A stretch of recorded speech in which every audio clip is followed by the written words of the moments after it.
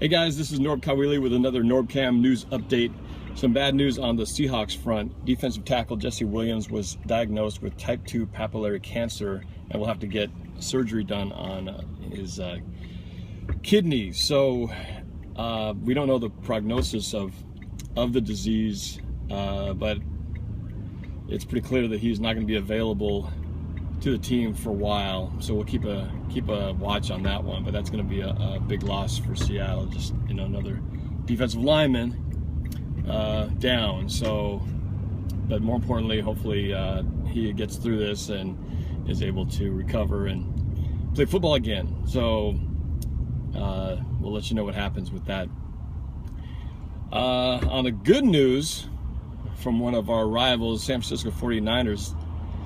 Justin Smith has decided to retire. So that's one more San Francisco 49er who we will not have to deal with.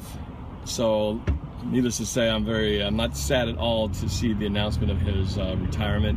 The guy was kind of a thorn in our side. So once again, 49ers this offseason has just been brutal in terms of people leaving, and the team just seeming to have a mass exodus, especially from the defensive side of things.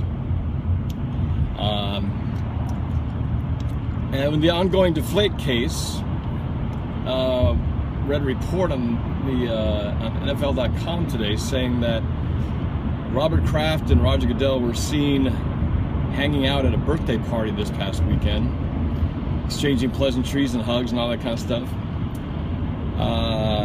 which, considering that he hasn't ruled yet on the Brady appeal, seems to me a little bit like a,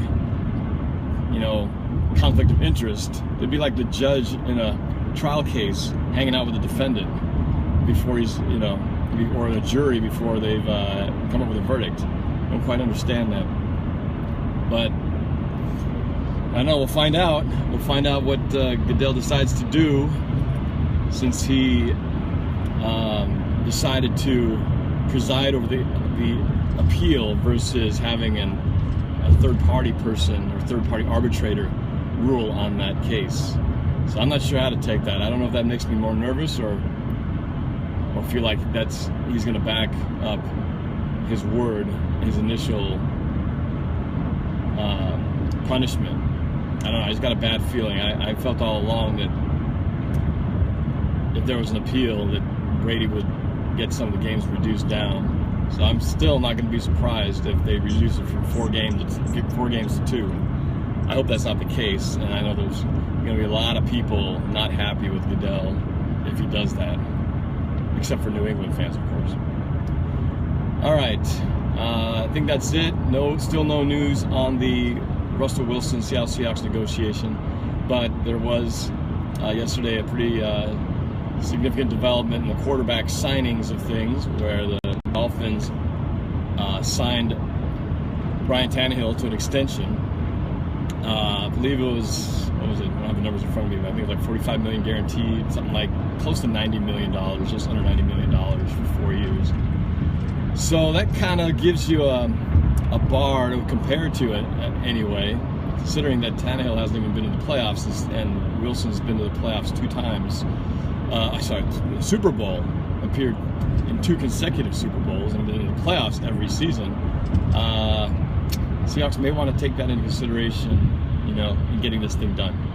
All right, I'm still confident that they will, that by training camp, by August, we will be looking back at this and forgetting this was a bump in the road. But for now, we all just got to sit back and trust that everybody will meet at the table and get it all done. But for now, keep our fingers crossed and see what happens. All right, that's it. Got another video coming up. Collaboration with Philadelphia of the Philadelphia Eagles, talking a little off-season, coming up in the next video. And also another Ask Norb segment. And if you watched my previous one, I talked about how in my first Seahawk game that I ever went to, that I played on the field in the Kingdom in a Little League game, and I thought I'd erased over that tape. Well, guess what? I actually found it. I found the VHS tape intact and I will play some clips of that team for you, of that game, it was a pretty wild look back, walk down memory lane, seeing all the old players, Dave Craig, Jim Zorn out there, and my little league team back in I think it was the 7th grade at the time. So anyway, excited to share that with you. So that's it. Have a good day today. We'll talk to you guys soon. Go Hawks.